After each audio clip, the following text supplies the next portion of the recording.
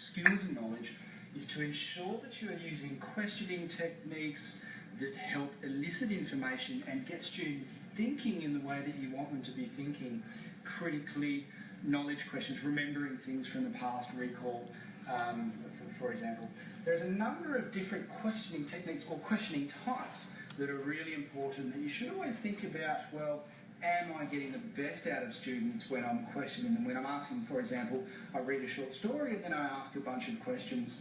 Closed are probably the most commonly ones asked, but you know, anyone can answer a closed question generally. The answer would be yes, no, truth, false. For example, quite often closed questions are used and you choose students to answer closed questions if they were maybe not as strong in that particular topic, and your open questions, which are more, tell me about why, blah, blah, blah, generally are for students that are a bit stronger or have a slightly better understanding, maybe a better analytical understanding of the short story you were just discussing.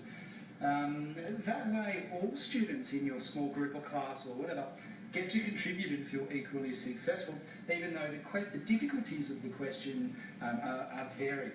Probing is another interesting one. Hypothetical, what would you do if, let's say you were studying or working with Little Red Riding Hood. Hypothetical, what would you do if you were Little Red Riding Hood? What do you think would happen if that happened today? How long do you think they might go to jail for? Blah, blah, blah.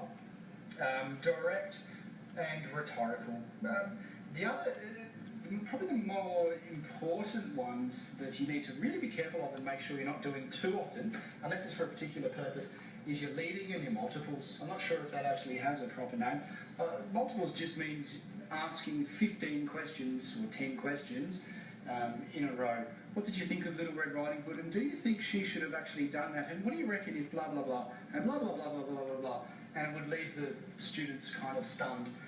Short, sharp questions is the best way to go. One short, sharp question of 5 to 6 words is generally what most of your questions should be. And of course, leading questions. Why do you think Little Red Riding Hood should have blah, blah, blah, blah, blah?